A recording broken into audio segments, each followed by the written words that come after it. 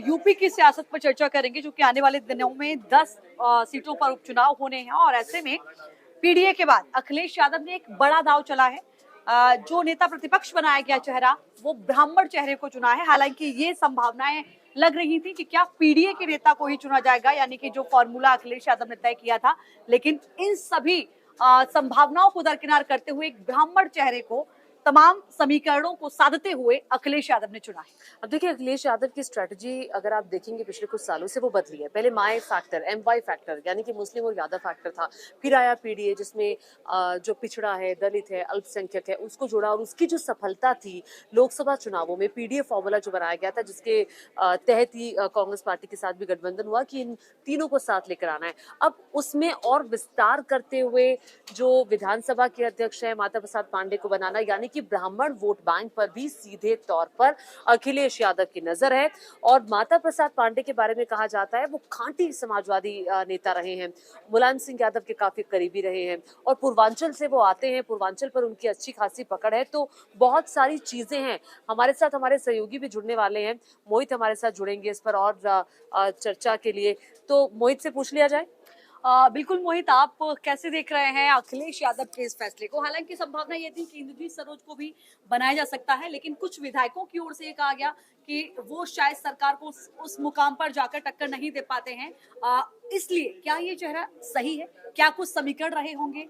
क्या इसका बड़ा असर उपचुनाव में हम 10 सीटों पर देखेंगे यूपी में? और उससे पहले कि माए के बाद पीडीए के बाद अब ब्राह्मणों को भी जोड़ना, ये क्या स्ट्रैटेजी है? देखिए, ये अखिलेश यादव ने एक जो नया दांव चला है, जो कि किसी को भी उम्मीद तो नहीं थी, लेकिन एक सदन को एक तरीके से क्लास के तरीके से देखिए कि क्लास मॉनिटर आप किसे बनाते हैं। तो अब अगर समीकरण वहां पे देखते तो वहां पर एक वरिष्ठता, चूंकि कई वरिष्ठ जो उनके विधायक हैं, चाहे शिवपाल सिंह यादव हो, तमाम वरिष्ठ चाचा को दरकिनार किया है।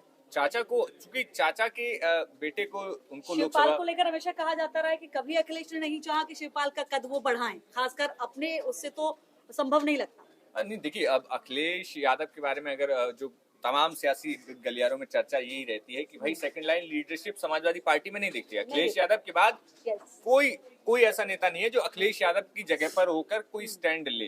तो वहां पर सिर्फ अखिलेश यादव हैं। और अखिलेश यादव के अलावा अखिलेश यादव ने शिवपाल यादव को इसलिए भी मना लिया है क्योंकि उनके बेटे आदित्य यादव को उन्होंने बदायूं से लोकसभा पहुंचा दिया है। तो इस तरीके से अखिलेश यादव ने शिवपाल यादव को पहले ही एक तरीके से कोई समस्या वहां पर नहीं होती। लेकिन बात यहाँ पे थी कि कोई ऐसा वरिष्ठ, चूंकि शिवपाल यादव अपने आप में वरिष्ठ एक नेता हैं, अब ऐसे में किसी और ऐसे नेता का नेता प्रतिपक्ष बन जाना, तो ऐसे में ये बात होती है कि क्या शिवपाल यादव के लिए वो ठीक रहता, उनकी इमेज के लिए ठीक रहता। तो इस तरीके से माता प्रसाद परिवारवाद का ही मुद्दा उठ के आता।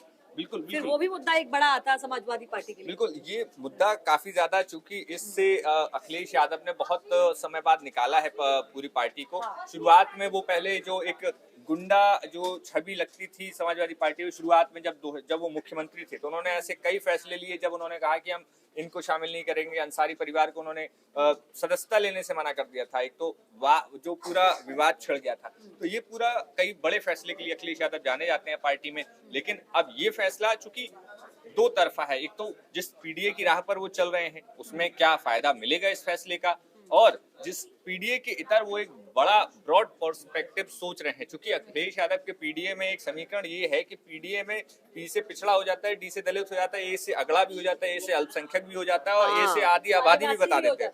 आदिवासी, आदि आबादी महिलाएं, आदिवासी, अगड़ा और अल्पसंख्यक, सारा कुछ ए में वो कवर कर देते हैं पीडीए में। तो ये जो पीडीए है उनका, उसमें अब अगड़ा उन्होंने जोड़ दिया है। अब बी शामिल हो गया, ब्राह्मण शामिल हो गया। हाँ बिल्कुल, अगले और बी में अब उन्होंने जो ब्राह्मण चाल चली है, क्योंकि था क्या कि अभी जो मुख्य सचेतक थे मनोज पांडे, वो उनके जस्ट ठीक पीछे बैठते थे और एक ब्राह्मण चेहरा के तौर पर अखिलेश यादव हमेशा उनको साथ में लेकर चलते रहे हैं। चाहे वो 2022 का विधानसभा चुनाव हो, जब परशुराम जयंती और तमाम कार्यक्रमों में मनोज पांडे ही ऑर्गेनाइज कराते थे और उसका पूरा मैनेजमेंट मनोज पांडे के हाथ में होता था। अब जो है मनोज पांडे चले गए भाजपा की खेमे की तरफ, क्योंकि वो विधायक अभी भी समाजवादी पार्टी के हैं। तो ऐसे में वो जो एक वैक्यूम था वहां पर माता प्रसाद पांडे का आना, तो ये जो चेंज है माता प्रसाद पांडे पे भी विस्तार से हम चर्चा करेंगे। ये जो चेंज है इसका एक्चुअली टेस्ट जो है वो आने वाले उपचुनावों में होगा। हाँ बिल्कुल, ये इस चुनाव में होगा और खास तौर पर जो पंचायत के चुनाव भी उत्तर प्रदेश में होने हैं, उनमें खास तौर पर देखने को मिलेगा कि जिस पीडीए की बात अखिलेश यादव कर रहे हैं, उसमें पीडीए क्या इस फैसले के बाद उनके साथ रहता है या फिर वो इस फैसले के बाद अलग हो मुझे जाएगा। लगता है कि हमें ये नहीं भूलना चाहिए कि उन्होंने विधानमंडल के दोनों सदनों के नेता प्रतिपक्ष, मुख्य सचेतक, उप सचेतक और अधिष्ठाता मंडल का भी ऐलान किया, जिसमें पिछड़ा, दलित, अल्पसंख्यक यानी पीडीए के फॉर्मूले को ही आगे बढ़ाया। विधान परिषद में लाल बिहारी यादव को नेता प्रतिपक्ष बनाया उन्होंने। विधानसभा में मुस्लिम समुदाय के कमाल अख्तर को मुख्य सचेतक बनाया है। महबूब अली को अधिष्ठाता मंडल में नियुक्ति दी है। मुख्य सचेतक पद में कुर्मी समाज से बड़े चेहरे डॉक्टर आर के वर्मा की नियुक्ति की है। तो मुझे लगता है कि ऐसा नहीं कि सिर्फ उनका पीडीए नारा था, पीडीए को उन्होंने इन तमाम चेहरों के जरिए ये बताया भी है कि ये हमारी प्राथमिकता भी है। बिल्कुल, देखिए अखिलेश यादव ने एक जो समीकरण था वो तो सॉल्व कर लिया कि लोकसभा में इतने सांसद पहुंच गए जो अति पिछड़ी जातियां हैं, उत्तर प्रदेश की पिछड़ी और अति पिछड़ी जातियां, वहां पर उनको जगह दे दी। अब इस बात थी, चूंकि सवाल ये था पूरे लोकसभा चुनाव में कि आखिर कितने मुस्लिमों को अखिलेश यादव ने टिकट दिया। अफजाल अंसारी, इकरा हसन, ये वो और संभल से आपने शफीकुर रहमान के बेटे को टिकट दिया, तो ये गिने चुने लोगों को टिकट दिया, लेकिन मुस्लिम तादाद को कितने ज्यादा आपने तवज्जो दी। तो वो एक बड़ा सवाल अखिलेश यादव के साथ था कि जो ओवैसी लगातार उठा रहे थे कि आप की ओवैसी जो तंज भरे अंदाज में कि भैया के लिए बस दरी बिछाई, तो वो एक तरीका था। तो उस काउंटर को अखिलेश यादव ने यहाँ पर जो मुख्य सचेतक और उप सचेतक बनाए हैं वहाँ पर जो टैकल किया है, तो वो एक बड़ी चीज। देखिए, अब अखिलेश यादव की जो कुर्सी थी विधानसभा में जिस पर अखिलेश यादव बैठे थे, अब उस पर माता प्रसाद पांडे बैठेंगे। 81 साल लगभग उनकी उम्र है।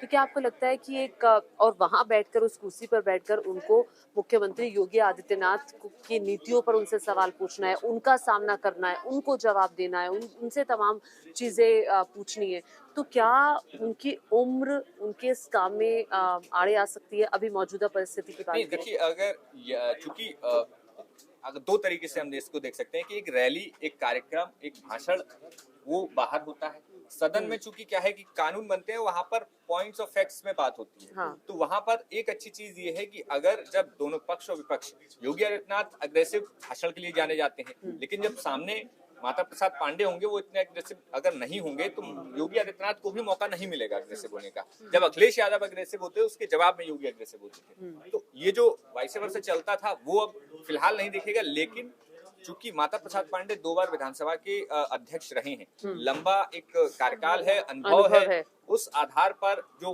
पॉइंट्स में जो शब्दावलियां तय की जाती हैं, जिन शब्दों में कहा जाता है, जो नियम कायदे होते हैं सदन के, उसमें उनको महारत हासिल है और उस आधार पर वो सरकार से कड़े तरीके से प्रश्न कह सकते हैं कि एक उम्र का जो उनका अनुभव रहा है उसका बड़ा फायदा यहाँ समाजवादी पार्टी को मिल सकता है। बिल्कुल, और खासतौर पे सदन के अपने एक नियम होते हैं कि कोई भी व्यक्ति किसी भी तरीके से उठ के नहीं पूछ सकता है, और कई बार वक्त दिया जाता है, आपका अपना टाइमिंग है, आपका अपना नंबर है, उस नंबर में ये आपका नेचर है कि आप अग्रेशन के साथ बोल रहे हैं या आप अपनी बात को सरल शब्दों के साथ बहुत अच्छे लहजे के साथ रख रहे हैं, ये आप पर निर्भर करता है।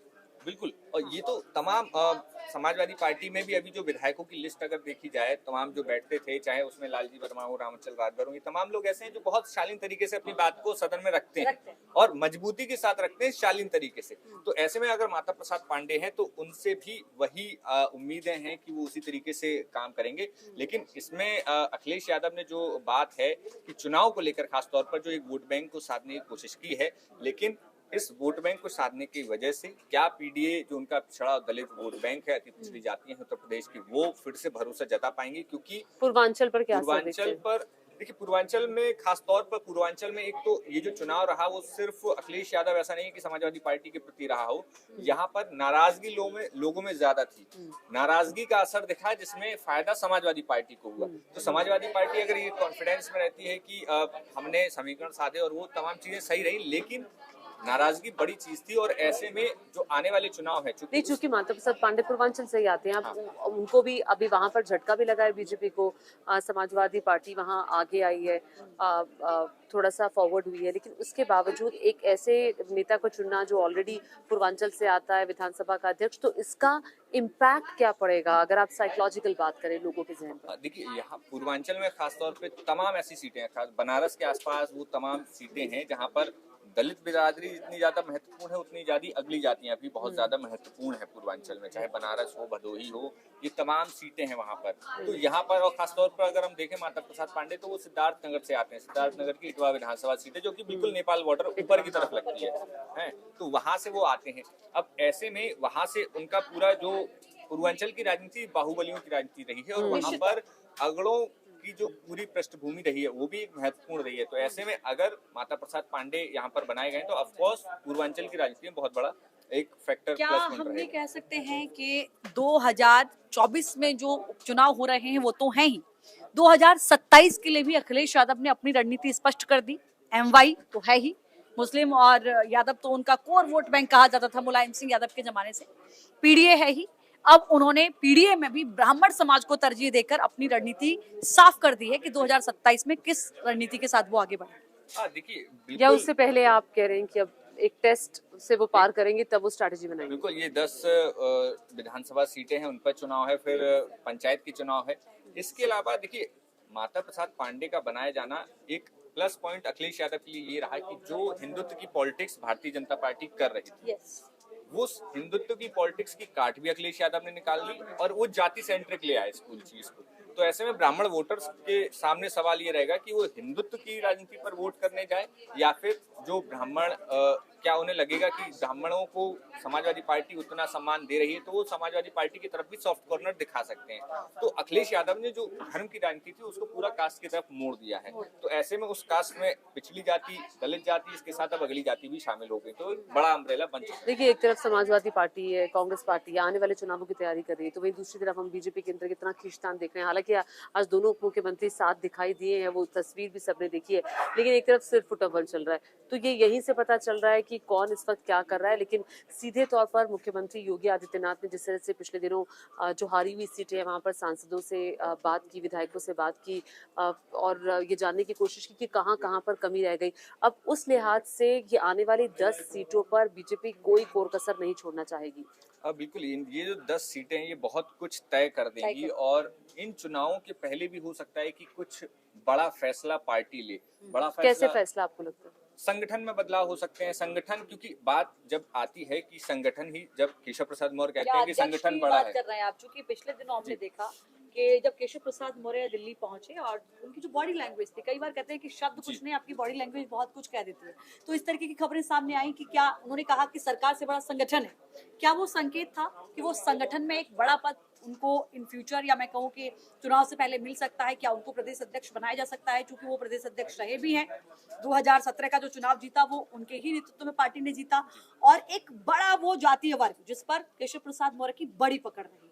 क्या आप इसी संगठन बदलाव की जिक्र कर रहे हैं, अगर मैं समझ? देखिए, संगठन बदलाव दो तरीके से, एक तो है कि नेता की महत्वाकांक्षा अपनी खुद की, दूसरी चीज ये है कि जब केशव प्रसाद मौर्य कहते हैं कि संगठन सरकार से बड़ा है तो संगठन की जिम्मेदारी भी है। अगर आपको हार मिली है तो उसकी जिम्मेदारी कौन लेगा? सरकार कैसे ले सकती है? जब आप कह रहे हैं कि संगठन बड़ा है तो सरकार, संगठन को लेनी चाहिए। अगर संगठन जिम्मेदारी लेता है कि इसकी हार हुई है, जैसा कि खुद प्रदेश अध्यक्ष भूपेंद्र चौधरी ने प्रधानमंत्री मोदी को जब वो रिपोर्ट सौंपी, जो 15 पॉइंट्स की रिपोर्ट थी, जिसमें उन्होंने बताया कि किन किन पॉइंट्स पे वो उनको हार का सामना करना पड़ा, जो हार के मुख्य कारण थे कई सीटों पर, तो वहां पर उन्होंने साफ तौर पर खुद जिम्मेदारी ली कि मेरी जिम्मेदारी है, मैं इसकी जिम्मेदारी मैं लेता हूँ। तो उसी तरीके से संगठन भी जिम्मेदारी लेता है। तो अब ऐसे में संगठन क्या कुछ अपने में खुद से बदलाव होता है, ये बड़ा सवाल है। चलिए, ठीक है, बहुत बहुत शुक्रिया, आपने इस मुद्दे पर विस्तार से हमारे दर्शकों को समझाया। और इसी के साथ निश्चित तौर पर इसी के साथ आज के लिए इतना ही। कल फिर से आप सभी से जुड़ेंगे।